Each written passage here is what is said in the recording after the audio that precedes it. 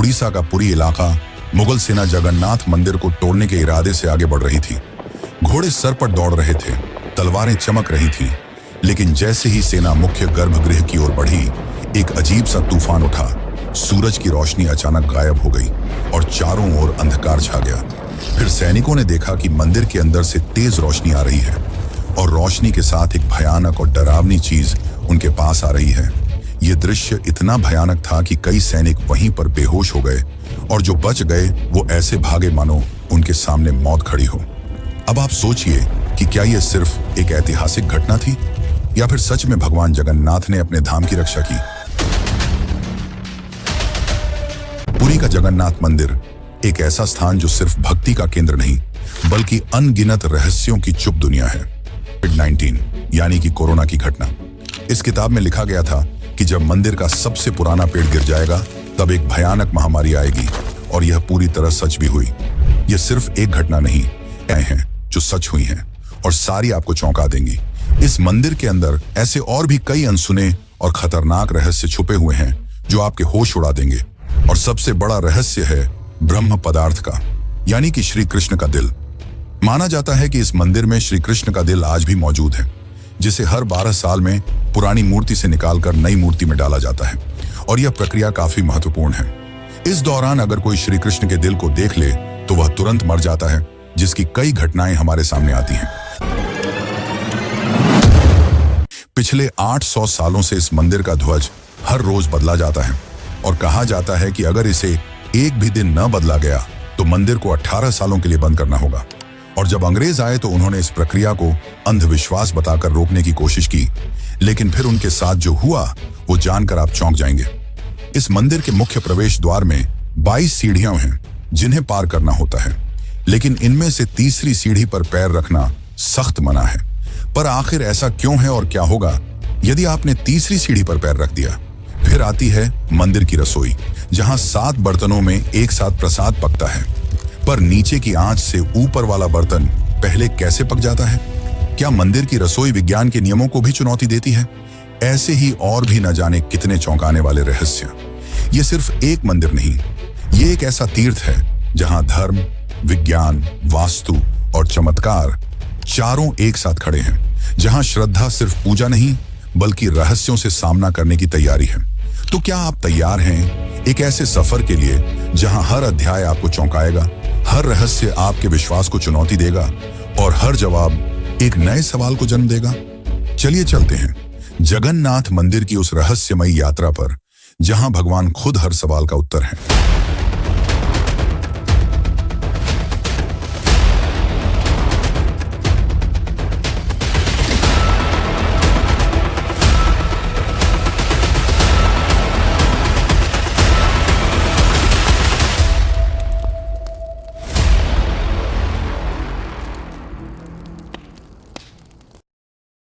जून 2015 रात को घड़ी में 12 बजते ही पूरी शहर की बिजली काट दी गई।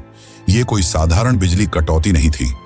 इस बिजली कटौती का कारण था मंदिर के गर्भगृह में चल रही विचित्र घटना।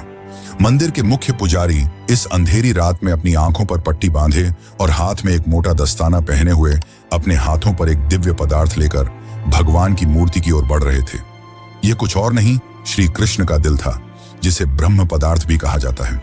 ठीक 12 साल बाद यह प्रक्रिया आज मंदिर में फिर दोहराई जा रही थी, जहां भगवान जगन्नाथ की पुरानी मूर्ति से उनके दिल को निकालकर नई मूर्ति में लगाया जाता है। यह होता है भगवान के शरीर को बदलने का, लेकिन आत्मा को यथावत रखने का अनुष्ठान।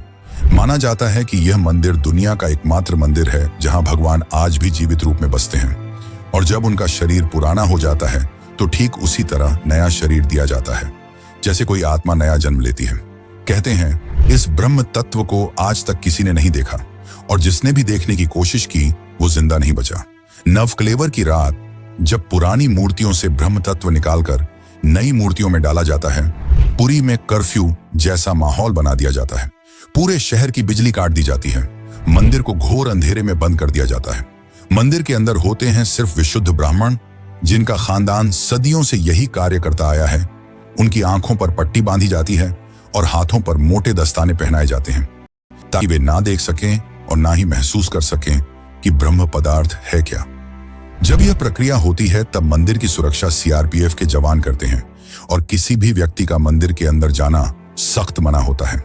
जब 2015 में यह अनुष्ठान हुआ था तब एक पांडे ने उस ब्रह्म तत्व को हाथ लगा दिया था, जिसके बाद वह तुरंत ही बेहोश हो गया और जब आंख खुली तो वह मानसिक रूप से पूरी तरह अस्थिर हो गया था।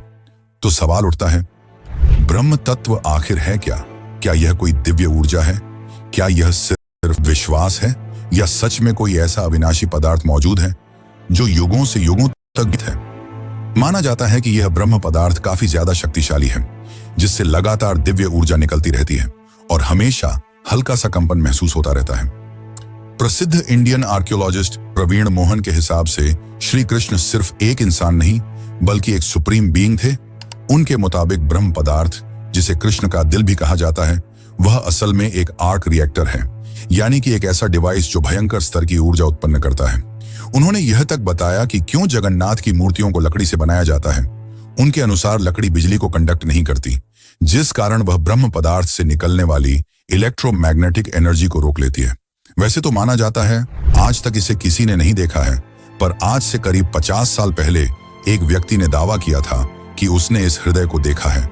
उसने कहा कि हृदय चांदी की तरह तरल बह रहा था और यही तरल लकड़ी को कमजोर कर देता है, जिस कारण हर 12 साल में मूर्तियों को बदलना पड़ता है। उस व्यक्ति ने यह तक कहा कि जब उस हृदय को प्रकाश में लाया गया तो वह चक्र की तरह घूमने लगा और जोर से कंपन करने लगा, यानी कि जब इस ब्रह्म पदार्थ को रोशनी मिलती है तो यह और भी ज्यादा सक्रिय हो जाता है, जो कि खतरनाक साबित हो सकता है।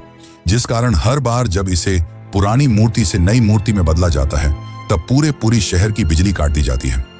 विज्ञान के लिए आज भी यह एक चौंकाने वाला रहस्य है जिसे कोई समझ नहीं पाया, लेकिन भक्तों के लिए यह उनके श्री कृष्ण है, उनका दिल है, जिस कारण हर दिन लाखों की तादाद में भक्त भगवान जगन्नाथ के दर्शन करने आते हैं।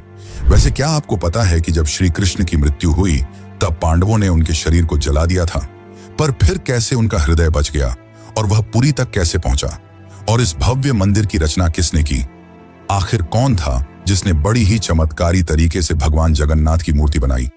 तो चलिए जानते हैं अब इस रहस्यमयी और रोचक घटना को, जो आपको इंटरनेट और किताबों में नहीं देखने को मिलेगी।